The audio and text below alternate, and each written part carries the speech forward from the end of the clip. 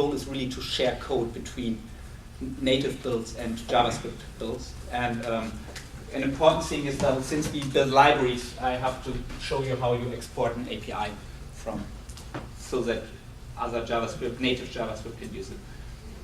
So the example is a very, very, very simple encryption library and there's a small application that allows you to encrypt the body of an email and then send the email. And so you can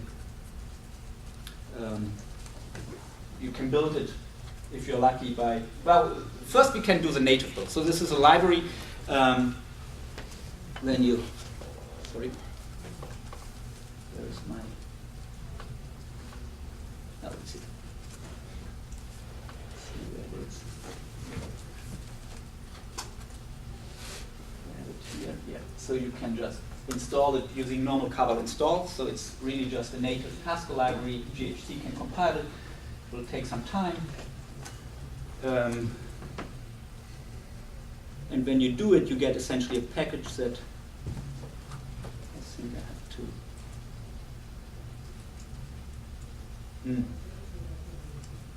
I might be able to show it to you because, well, maybe when I make this smaller. No. Because the screen resolution prevents me from starting my VPN. Okay. Well, the VPN is not running, damn it. Anyone knows how this works with, can I start it from here?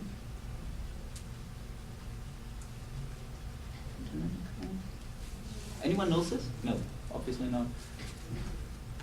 No, this is not, this is a wrong problem. Network, maybe. Sorry for that.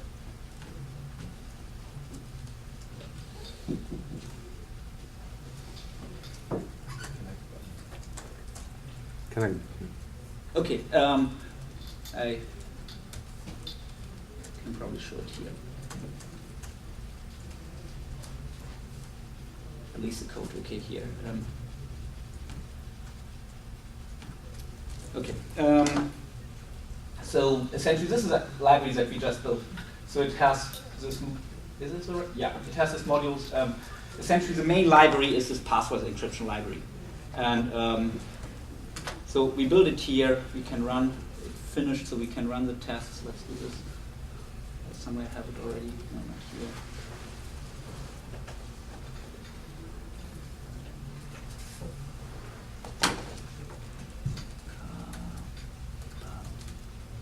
So let's have this running. So essentially this is the main module, and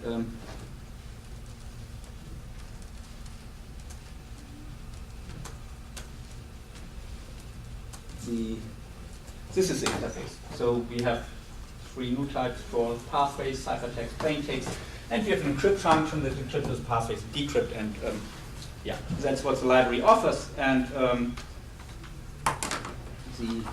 see if the test suite is still running, so that it's just normal Haskell package. We use the standard Haskell crypto packages to implement it. And what we do in addition, so we wrap the whole thing into the service API. How we do it, essentially we just, we unquery the functions essentially. We wrap the interface into records, and then we have this type class that just defines for every function in our library. We have the request type, and for the we associate a response type with it, and we say every library function must call this answer request, implements the answer request function. Then, and we need for the request type, we need it from JSON. For the response, we need a toJSON instance. And what we then can do, here's an example: encrypt this request as a JSON instance, and the response type returns it takes a passphrase, plaintext, responds to ciphertext. And here's the implementation of it, which uses this underlying library. And so this is, and we can export this with this JSON instances, make a small JSON service out of it. Using Scotty. I think I have it somewhere here. Let's see if we run this. This build server. So this. So So this runs essentially the service that I just showed you, just in a Scotty instance, and just to show you how it works, so we can encrypt something. So this is essentially encryption. So we define the passphrase where we define the plain text ABC. We can define the passphrase.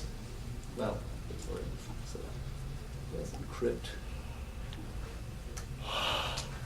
Encrypt. Here we call encrypt. Okay, so we got some. No, this was encrypt. Sorry.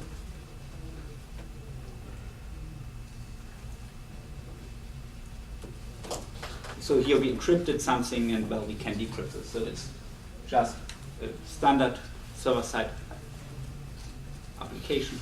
And okay, what we do next is we compile the same package as Haste. And well, first we do a cover clean, or just remove this directory, and then, well, ideally you would just call install. Well, one thing is Haste won't build an application if you call install, so you have to do Haste build. Not sure why, it's simply how it is. And also you have to, if you're in a sandbox, you have to disable the sandbox, because Haste does not work with sandboxes. So you can disable it by just kind of moving the cover sandbox configuration.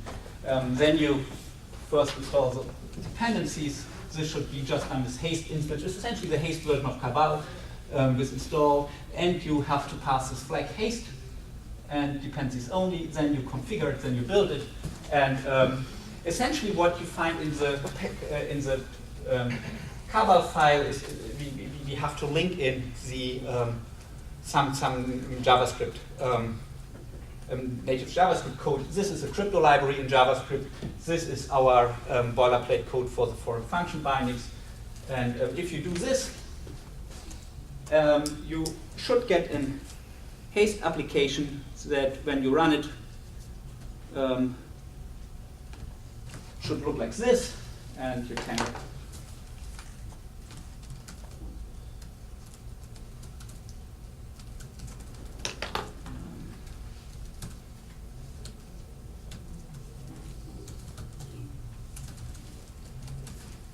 encrypt an email here, and you can decrypt it if you want. You can encrypt it. And take some time because it uses a PBKDF2 derived from key, and you can send. And this should work. The only thing is it's not very useful because you cannot decrypt it, or my main program cannot decrypt it, but of course it's just an example. Okay, so this is application, and it's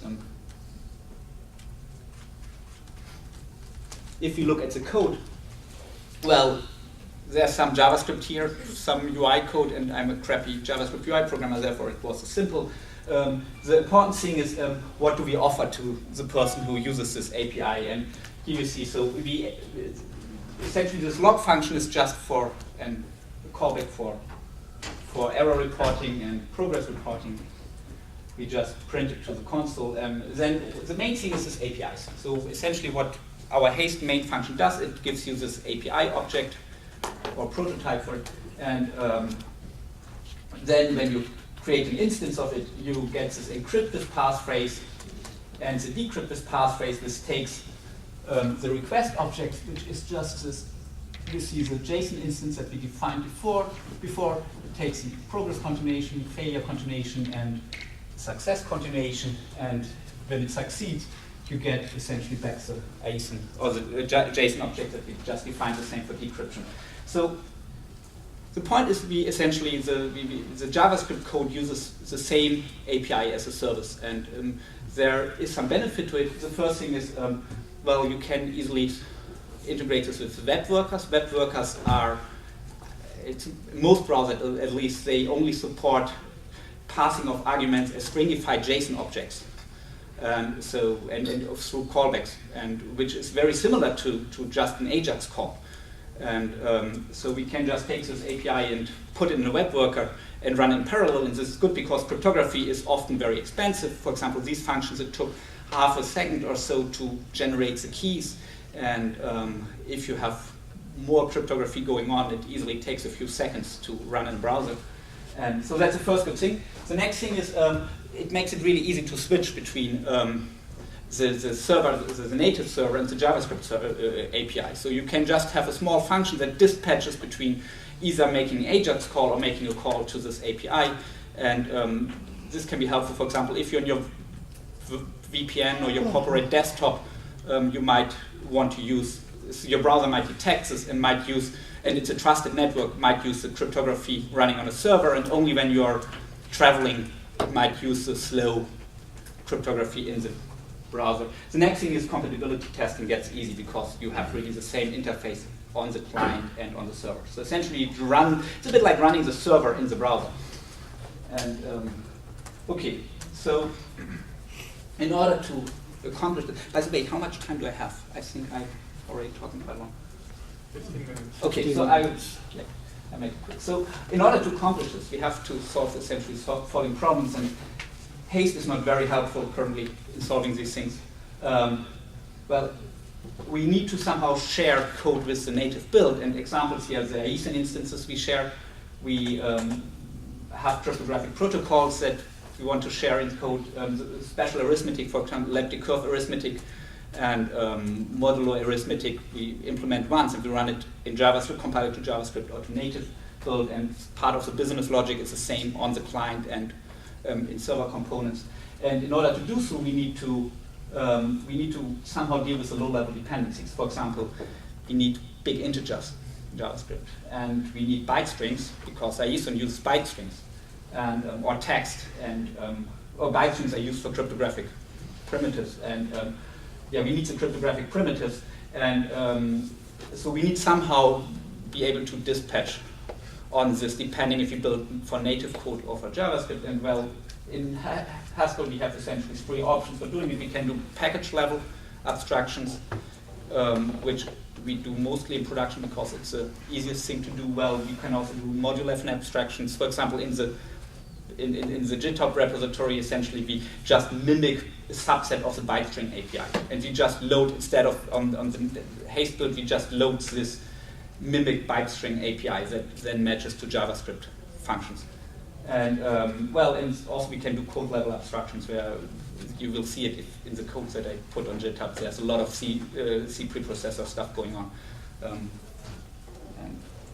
how you do it? Well, we have this Haste in flag, and the library is kind of, this is some exposed modules, and yeah, you just have different module imports if you do package level abstractions, package imports. And another thing is, well, you disable or enable then for the different applications, so in the cabal file. And so with this, here's an example how you essentially, the byte string implementation that we use for this example is extremely easy. We just implement the subsets that we need. So if you look at the file, essentially there's a preprocessor statement that either simply re-exports for native builds the normal byte string package, and for Haste build it does the following. Essentially just implement it based on some low-level JavaScript stuff. We use the SJCL bit string implementation JavaScript, and we just mimic a part of the byte string API that we need. In our case, it's just a monoid instance, quality, well, length. We need a few more. I just picked a few here. So we need to take, drop, split. And well, we do the same with text. We do the same with cryptographic primitives. We use a JavaScript native implementation for AES, for SHAR, for PBKDF2, and we just mimic the API of the Haskell libraries for it. And well, once we have this, we can compile the stuff. Now we need to export it to the UI programmers. And how we do this? Well, essentially, this is kind of the infrastructure for it, or part of it.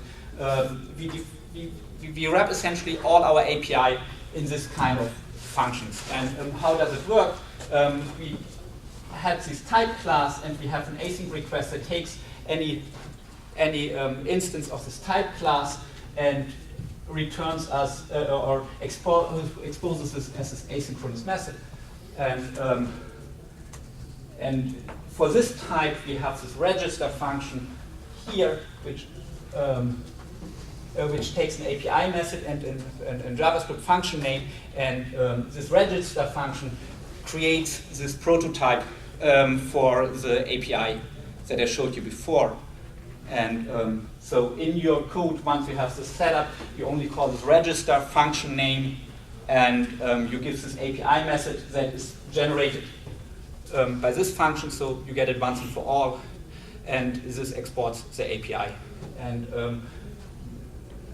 on the JavaScript side, we need some machinery to build this prototype object, and this is done through this function. And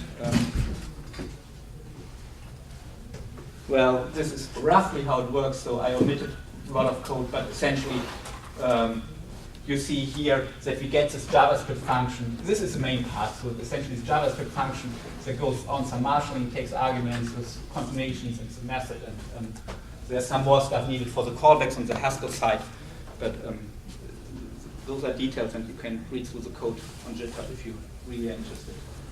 And yeah, this is essentially how we export the APIs.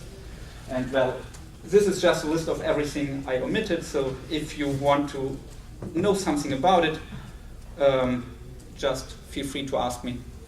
And yeah, for example, I haven't talked about JSON serialization.